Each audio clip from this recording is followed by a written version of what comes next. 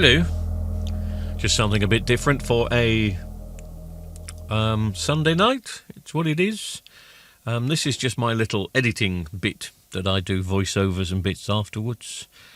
And people ask me the usual question, do I repair anything else but TVs? Well, some people are cheeky and they say, do you repair proper electronics? No. No, I stick with TVs. I mean, we used to get involved in DVD recorders, Panasonic and Sony DVD recorders, but they've all got a bit old now and they very rarely come in. So we don't touch those. And there is a reason. I mean, when I wake up in the morning, I don't wake up and go, oh, I wish I'd got a TV to repair today. I wake up and go, oh, blimey, I've got 15 TVs to get through over the next few days. I better make a start. So if I were to, if somebody were to bring in a piece of hi-fi equipment and ask me to repair it, if I did that, I'd have to put a TV to one side, and I've got enough TVs to keep me going for quite some time. So I don't dabble in anything else. I stick with TVs. But there are some occasions when either close family or friends or even my own equipment fails miserably. And then I decide I'll have a look at it. If I can't fix it within, an hour or two, then I'll throw it away. And that's what Sunday nights are usually for, if there's anything that I need to fix.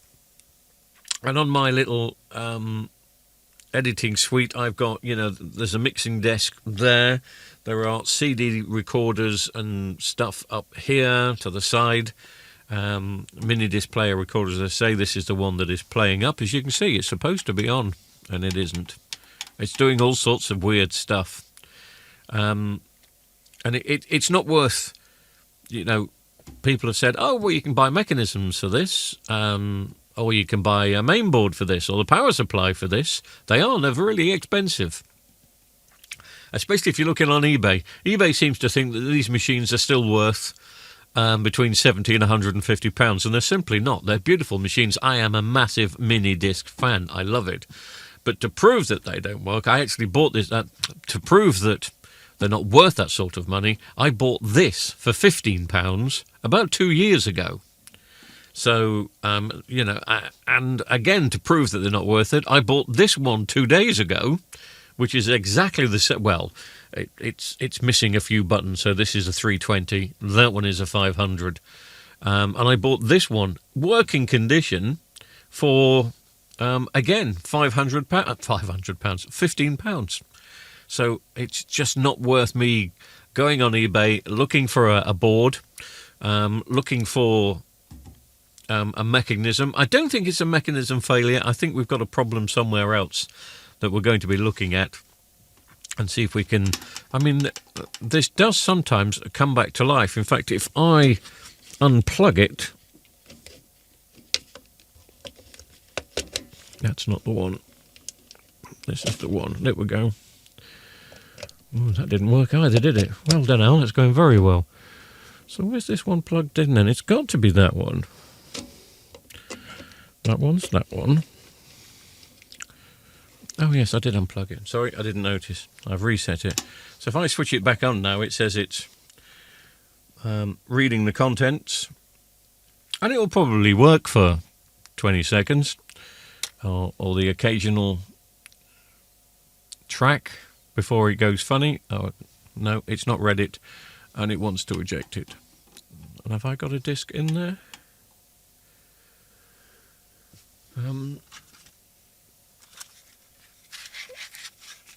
Yes, there is a disc in there. And it's saying eject, but it's not ejecting it. And now it's not switching it on. So, and I want my disc back. And I want to see if I can get it going, obviously, before I decide to throw it away. I'm going to have a little play with it. The reason I use these machines, and I really could do with switching it on, but I'll show you over here, is sometimes if I stick a MiniDisc in there, if I'm taking the back off a TV and I want a bit of non-copyright music, now the bit I'm going to play you here is actually a copyrighted track, so I'm going to have to be quick. So I'll I'll hit play on there, and then it comes up on here. So that's left channel, that's right channel. Just put them both up together, if you can see. So I can't keep playing that because that's Odyssey, and it's a lovely song, and they don't want me playing it unless they get some money.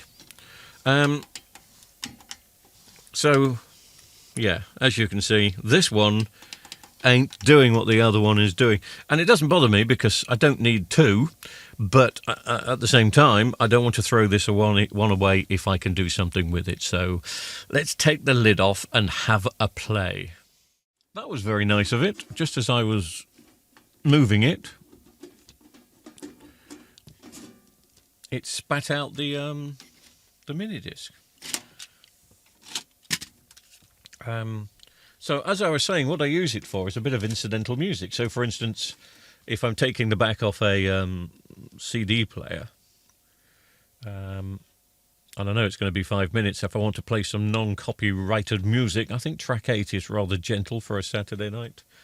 I would then just press play and get track 8 to work. Turning it up, of course, over here. So that's basically what I use that for.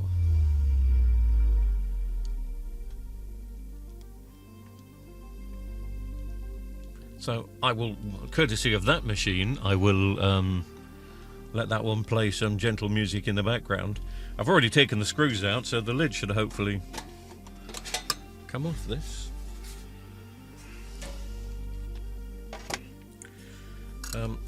I'm not at the proper repair desk, so I haven't got the proper repair lights, if you know what I mean, but we can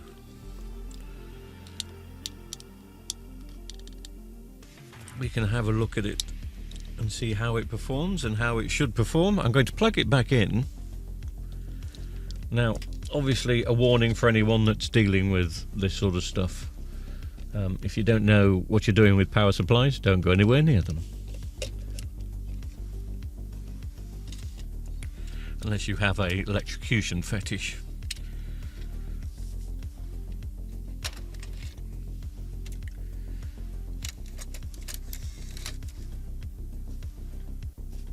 I'm just trying to find out if the disc is spinning. It says it's reading the table of contents. Is that disc spinning? I don't think it is. No. No, and it ejects it. But obviously sometimes it does. I don't know if I've managed to show you this in working order, but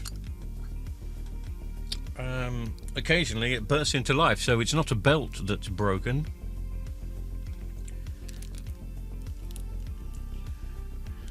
That looks very dim on screen, but it's still quite bright. But again, it's chucked it out. So somewhere there is a problem. I don't think the problem is in this mechanism. Now, you're probably thinking, well, to test, why don't you take the mechanism out of here and put it into there? Well, it won't work because the mechanisms are tied to the system. So it knows what system it's tied to, and if you put it in there, it'll realize something's not quite right, and it won't work. It will work if it's if that was exactly the same model number, but this is a 320, not a 500, and it knows that in the EEPROM, so it won't allow the mechanism to do anything.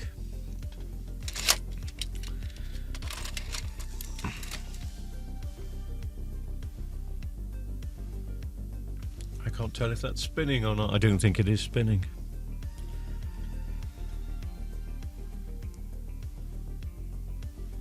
No, it's going to spit it out a bit. So that's the issue we've got. So I'm just going to have a play around with a few things, and I'll report back. Well, after playing around with it for just 2 minutes, maybe less than 2 minutes, I've discovered something. In fact, I don't know if you can see this on the camera, but I think the disc is spinning. Or if not, if I press play, I think it will now start to spin. So press play. There you go. So we've got both machines working at the moment. But, so what I want to do, I need to get hold of the non-copyright disc so I can do this over a length of time. So let me eject this disc. Let me eject the other disc. So it's gone very quiet. Let me put the non-copyright music disc in. And you can probably see that it is starting to spin up. I'll use the same track, which is track 8. I don't know who this is, by the way. And you see it moved into operation. So this is now working, but it won't stay working. And just bring the camera here. You can see that it is playing. Track 8. I will turn it down a bit, because it might be throbbing through your speakers, because that sounds quite bassy in my headphones, but I've got my headphones plugged into an external amplifier as well. So that is working. So I'm going to turn it up a bit so you can hear it, because I can force it to stop. And I think I know, well, I may know what a fault is, whether it's the fault or not. I'm not too sure. In fact, to show you, I'm bringing a bit of light. Obviously, I'm used to working in better conditions for repairs, but I'm actually sitting. I don't usually sit down when I do repairs, but at the moment I'm sitting down doing repairs. Here is the main audio chip, and you can see it's got a heatsink. You maybe have to see a model number down there that says LA something. It may be LAP, or I don't know. I haven't got my glasses on, so it may not even be LA. You probably see it better than I. That will get incredibly warm. Even in standby, that will get warm. And bearing in mind that these machines spend more time in standby than any other time. Look what happens if I just rock it. Gone. And it's ejected it. Let's just stick it back in and see if it starts to read it again. It is. Let's go to track 8.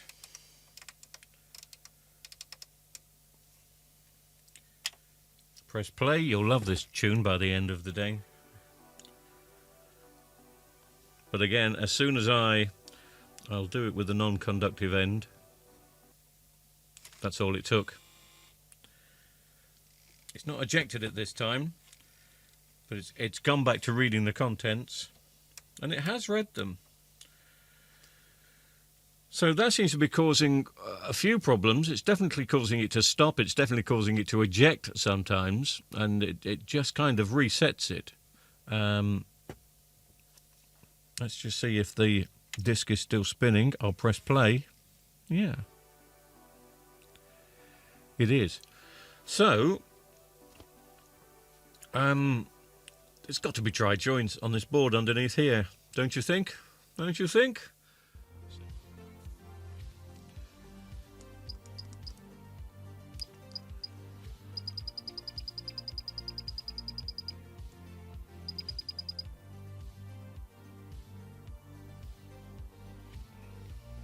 Soldering iron was a bit hot. I haven't used this soldering iron in years.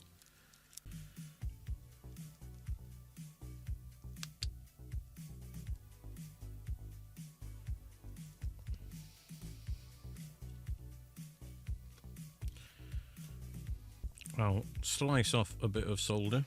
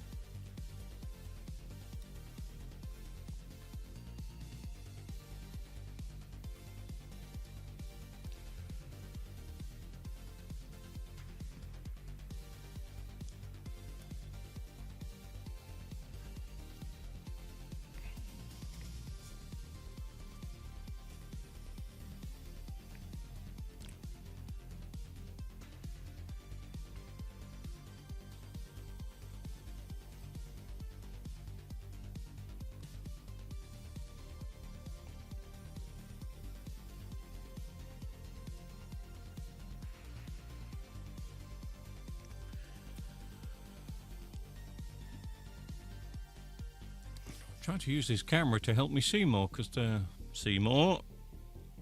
were a couple of bridges, but I don't think so now.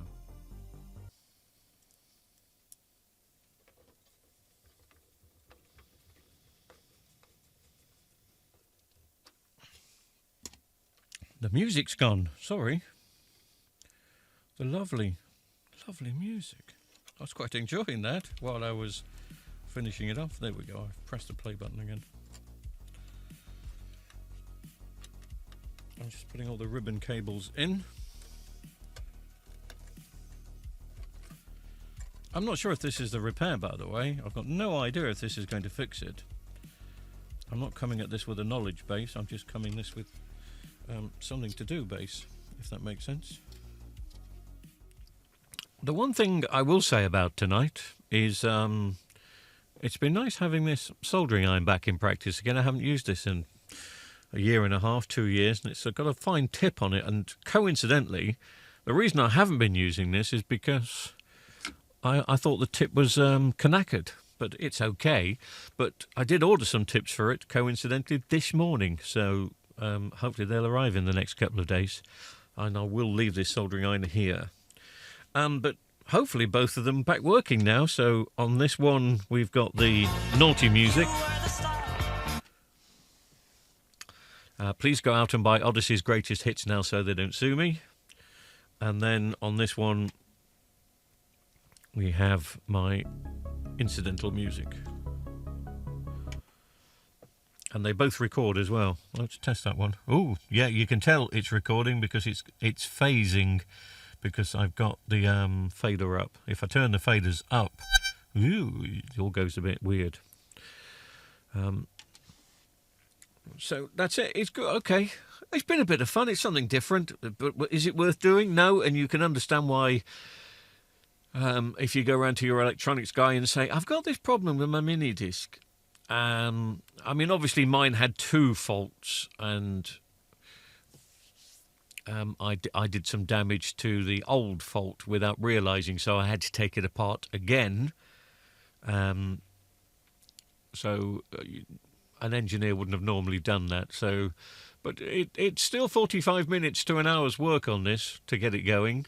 And if your engineer's trying to get £20 an hour, you should be getting a lot more. But if he's trying to get £20 an hour, it depends. If you've got one of these mini discs and you wanted it repairing, how much would I have charged for that repair I've just done? Well, it's only a bit of solder.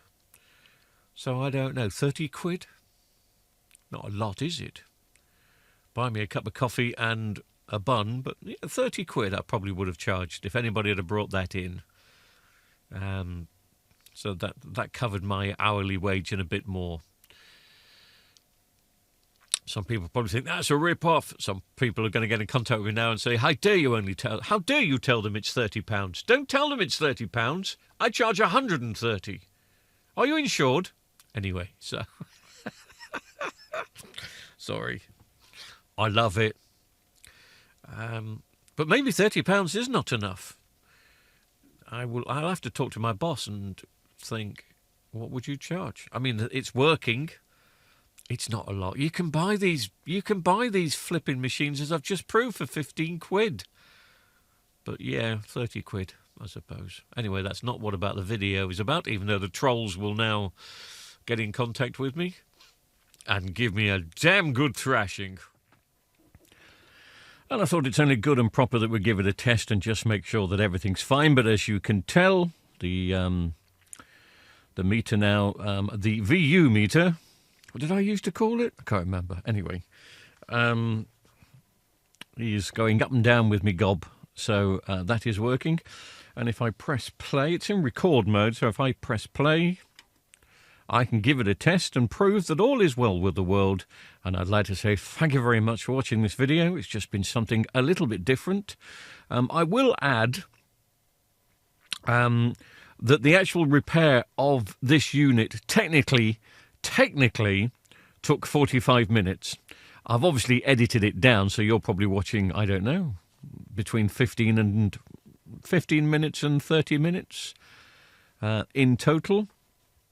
But I did a lot of cleaning and I did a lot of reflow work on other parts, which didn't need doing, but I just did that. So I've been actually doing this for about 2.5 hours, but the repair did only take between kind of 45 minutes and an hour to sort out.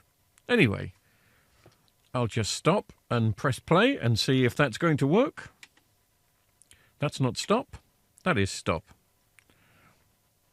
I can't tell because my buttons are faded, look. So I keep pressing that for stop and it's play. That one is stop. And so it's flashing, which means